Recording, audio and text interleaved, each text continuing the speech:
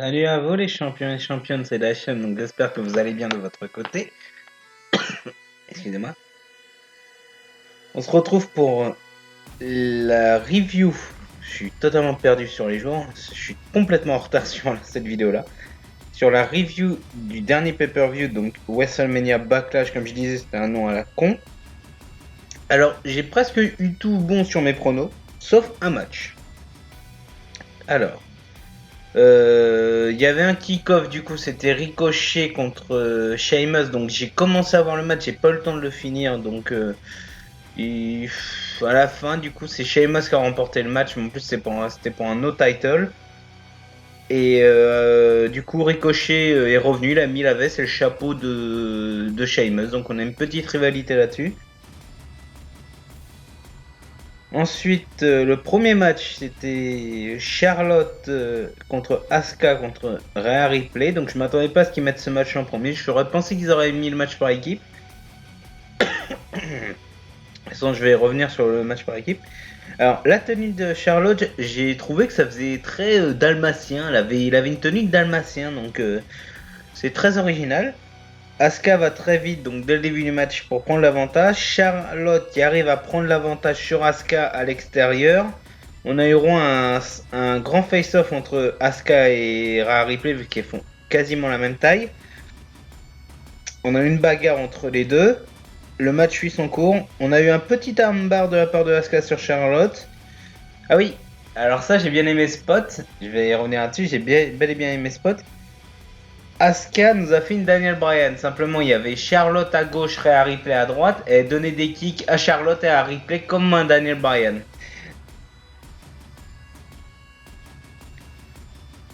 Donc, voilà.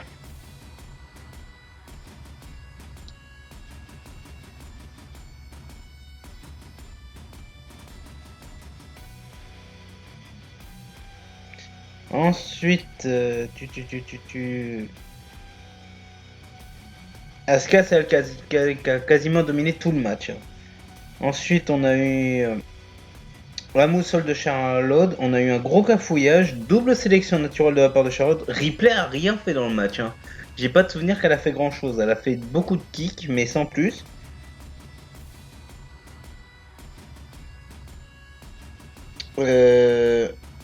On a eu un Asuka Lock contré par Charlotte et contré par Asuka. Donc on a eu beaucoup de comptes. Et à la fin du match, le, le kick de Charlotte sur Asuka, Ripley en profite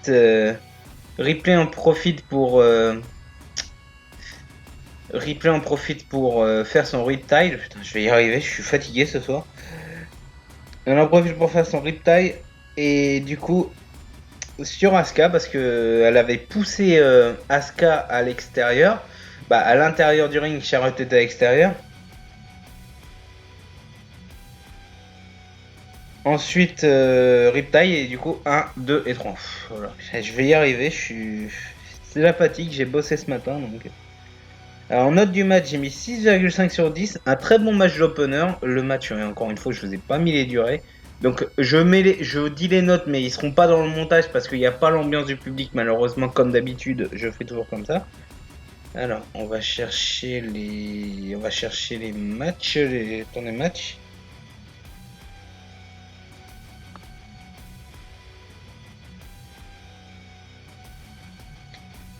Alors.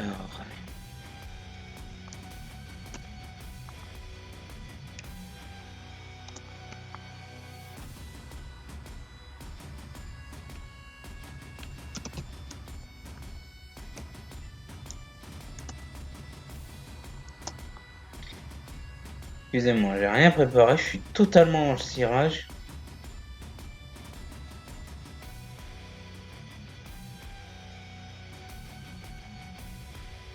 Alors, on a eu 7 minutes 10 entre Sheamus et Ricochet et 15 minutes.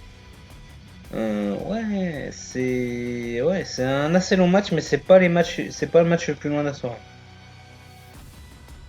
Alors, donc victoire de Ripley. On continue vers la réalité Ripley Charlotte. Je pense pas qu'Asuka va être de nouveau dans l'équation. Ensuite, le prochain match, c'était pour le match par équipe. Donc, Dominique et Ray contre Ziggler et Roode. Alors, dans le kick-off, ce qui s'est passé, ils ont montré des extraits, mais ça, je l'avais lu. C'est que Dominique a été blessé par Ziggler et Roode durant le kick-off. Ils l'ont tabassé, ils ont balancé un canapé dessus. Ray qui a fait le match, on va dire, il a fait 12 minutes de match sur les 17 minutes. Il a fait 12 minutes du match tout seul. On a eu des combos de Ziggler et Roode. Et Ray résiste. En fait, le match était Ray attaque combo. Ray a résisté pendant quasiment tout le match. Il revenait un petit peu de temps en temps. Alors, Dominique arrive. Ray voulait tenter le 619. Roode qui distrait Ray. Doff fait son zigzag. 1, 2, dégagement. Changement de Ray pour Domi. Et il s'est fait curer par un Spanbuster un Spanbuster de Robert Roode. Oula. Combo des heals, Domi se dégage alors qu'il était blessé. Dolph se fait prendre un super kick de la part de Dominique. Double changement, Ray résiste encore à Robert Roode. Ray fait son combo contre Robert Roode, donc 619. Il ciseau tête, 619, etc., etc. On a un changement entre le père et le fils, et Rey Mysterio va attaquer Ziggler à l'extérieur pour éviter d'intervenir.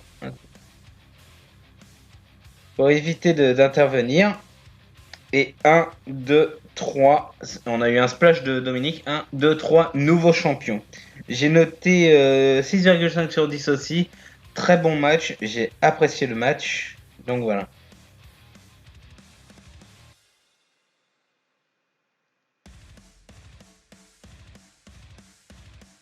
Alors ensuite, alors là je vais parler de quelque chose. J'ai pas compris pourquoi. Simplement, j'ai pas compris pourquoi ça. C'était le Lumberjack match entre Damien Priest et The Miz. Le match a duré 7 minutes, il a pas duré longtemps. Priest fait son entrée, Miz et Morrison ont fait leur entrée avant. Les bûcherons sont des zombies. Est-ce que c'est un petit hommage à Resident Evil? Est-ce que c'est un hommage avec Batista qui nous a présenté le show et qui joue dans un film de zombies? C'est un petit hommage, j'en sais rien. Je sais pas pourquoi ils ont fait ça. Alors, Diana Priest qui frappe les zombies. Lui, le Miz, il a peur. Au début, il a peur. Prise en 4 portée par The Miz. Donc, j'ai pas noté grand chose. Les zombies, ah oui, durant la prise en 4, les zombies en fait ils arrachent les deux, ils sortent les deux du ring quoi.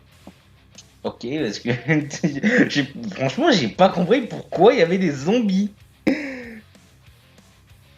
Et là ils se font une équipe pour se débarrasser. D'ailleurs j'ai vu le pay-per-view en français parce que je l'ai pas regardé hier soir. Là on est mardi quand je tourne.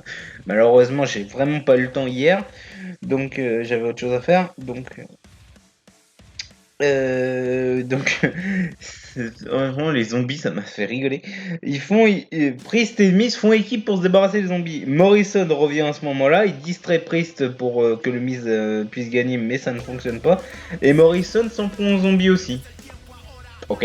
Sauf que il est sur l'éperon du ring, là, non, pas l'éperon du ring, mais l'éperon des barrières. Voilà, il est sur les barrières, je cherchais le mot. Il est sur les barrières de sécurité. Et là, il y a 12 zombies derrière qui sont en train de le chopent et ils sont en train de le bouffer. Priest, lui, en profite pour faire son finisher. 1, 2, 3, il gagne, il dégage tout de suite. Et là, on voit les zombies en train d'attaquer le Miz. Bon, bah, c'est subjectif, hein. L'image, c'est subjectif que je parle. Et d'après ce que j'ai vu, justement, il y a 2 minutes, c'est que The Miz serait grièvement blessé, donc peut-être qu'ils ont fait cet angle exprès pour l'éloigner des rings, je sais pas. Alors j'ai mis 5 sur 10 le match, quoi, il n'y a pas grand chose, on a vu beaucoup trop de fois ce match, je devrais peut-être même mettre un 4,5, mais le coup des zombies c'est assez original, donc... Alors là je vais gueuler. Je vais gueuler par rapport à quelque chose. On est au mois prochain, on est au mois de juin. Mois de juin, d'habitude, il y a Money in the Bank. Après, il y a Extreme Rules. Et qu'est-ce qu'ils nous ont foutu? El Inacel.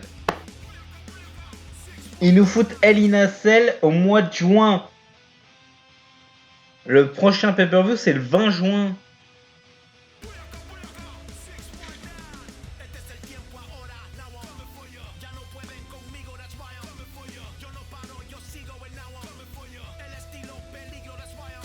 El Inacel est censé venir au mois d'octobre. Juste après SummerSlam. Et bah après SummerSlam, il y a la nuit des champions, quoi. Pourquoi ils nous ont foutu El Inacel mois de juin? J'ai quand même pronostiqué faire la review de El Inacel, mais... mois de juin.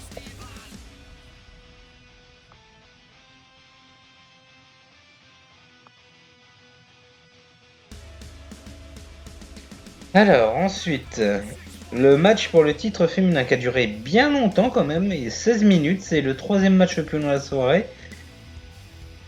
16 minutes 5.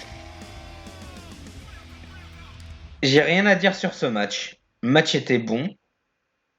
J'ai mis un 6, je vais peut-être mettre 6,5 aussi comme les deux premiers matchs. Le match était bon. Je dis pas le truc. Mais sauf que j'ai déjà vu plein de trucs de ce match. Il y a Bayley qui a dominé quasiment tout le match. Bah, on va dire les 65% du match. Elle a dominé. Mais par contre, la fin du match est originale. Donc on a eu des elbow drop, on a eu un Bayley to Bayley, on a failli avoir un glam slam. J'ai vraiment pas noté grand chose sur ce match parce que le match était bon, mais j'avais pas grand chose à dire. Et par contre, le tombé final est intéressant. Donc, c'est Bianca Belair qui s'est servi de sa natte, sa tresse, quoi, pour bloquer les pieds de Bayley. Du coup, elle a gagné le match comme ça, par tombée. Très original. Encore une fois, elle se sert de ses cheveux pour gagner parce que à WrestleMania, elle avait fouetté Sasha Banks. Là, elle bloque Bayley. Qu'est-ce qui va se passer après? Je sais pas.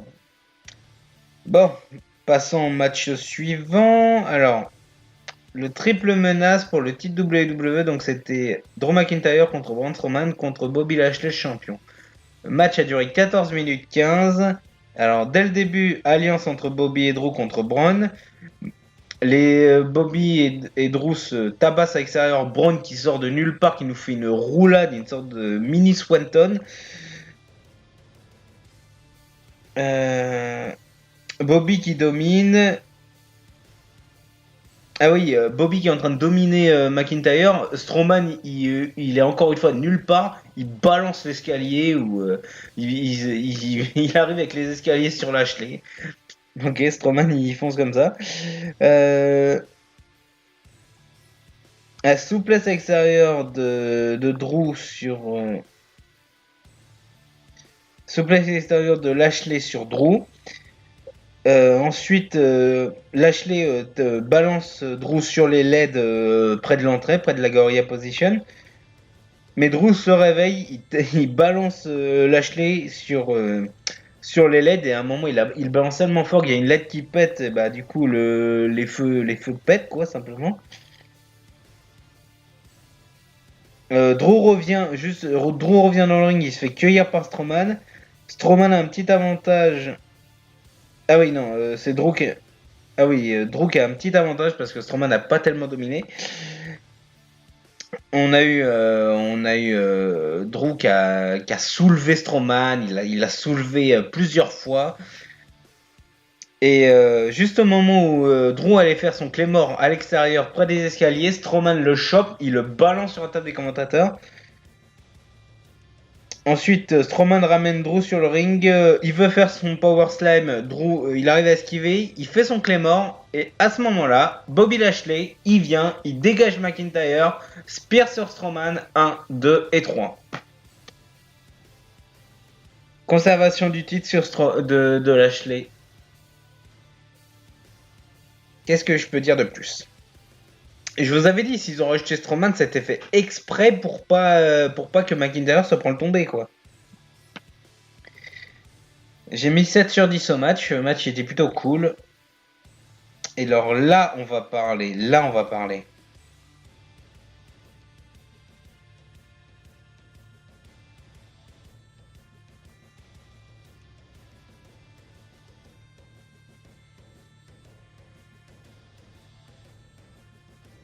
Attendez, je fais juste un petit truc.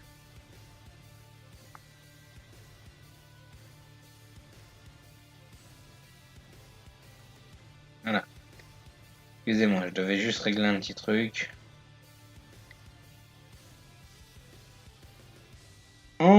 Alors du coup le main event. Alors je m'attendais à ce qu'ils foutent le match de WWE, mais ils ont foutu le match universel, donc c'est très très cool. Alors hop, ouais, 15 minutes déjà, donc la vidéo va pas durer longtemps. Il reste le dernier match. Alors c'était Cesaro contre Roman Reigns pour le titre universel. Alors Cesaro tente des petits tombés dès le début. Il tente un swing, Roman qui arrive à contrer. Roman qui arrive à prendre le dessus. Cesaro arrive pas à revenir. Le Superman Punch contré en sorte de soulevage. Soulevage.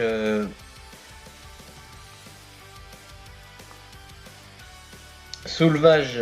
Une sorte de envolée avec la manchette. Putain, mais j'arrive vraiment pas à parler ce soir. Ensuite, Sharpshooter, Roman qui va directement sur les cordes. Donc ça c'est franchement c'était cool.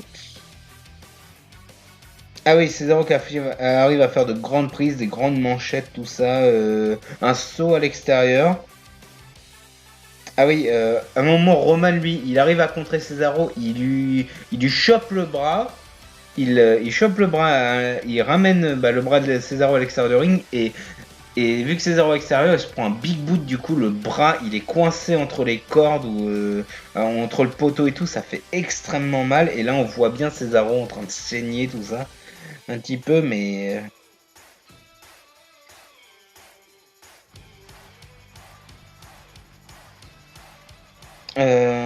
Cesaro qui tente de revenir et arrive à foutre Roman Reigns à terre avec son bras à moitié blessé.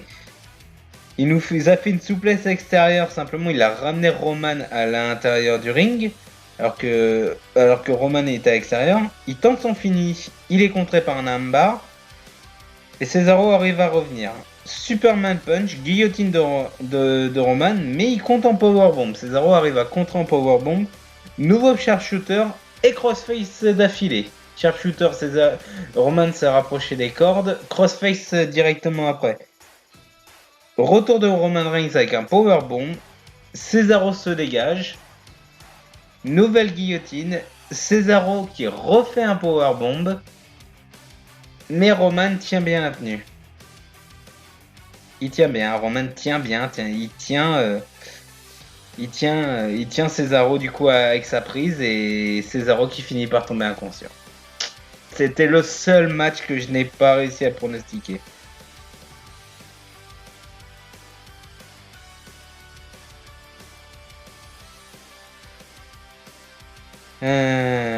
C'est le seul match que j'ai pas réussi. Fin du match, meilleur match de Cesaro, meilleur match du pay-per-view, j'ai mis 10 sur 10. J'ai tellement kiffé ce combat.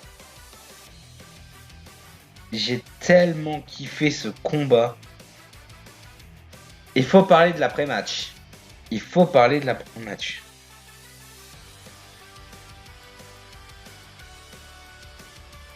Il faut parler de l'après-match. Je tiens à vous le dire. Jimmy Uso qui fout une couronne de fleurs rouges sur... non, Jey, pardon. Jey Uso vient...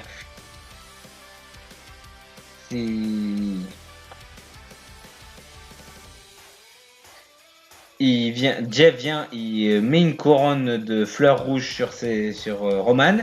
Et du coup, il attaque Cesaro. Et là, on entend un retour. Un petit retour. Il n'était pas absent depuis très très longtemps. Burning Down.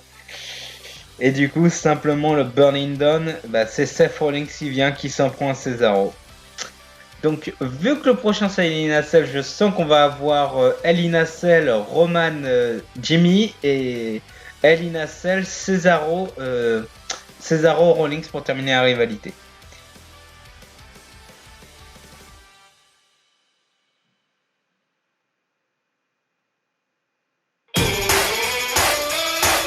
Qu'est-ce que je peux dire sur le match Cesaro-Roman? Il est excellent. Les matchs sont plutôt bons. C'est à dire, les matchs, moi personnellement, j'ai bien aimé ce pay-per-view. Le seul truc qui m'a fait chier, c'est tous les mots. Qu'est-ce que ça foutait là? C'est le seul truc que je comprends pas. Bon, écoutez, c'est la fin de cette vidéo, les champions championnes, donc je pense que je vais la monter là. Et je vais la monter. Je sais pas si tu vas la mettre en dessous de pouvoir. Donc mercredi, on devrait être très occupé début de semaine. Donc voilà. Sur ce, les champions et championnes, je vous dis à très très vite pour la prochaine vidéo. Donc la fin du Let's Zelda et des ZBZ qui arrive. Donc vous aurez le tournoi féminin qui est quasiment aussi en ligne.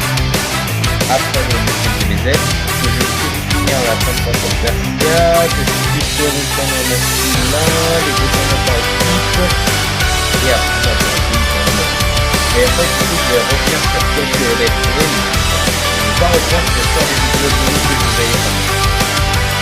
Donc voilà, sur ce, prenez soin de vous, et à la prochaine, salut à tous.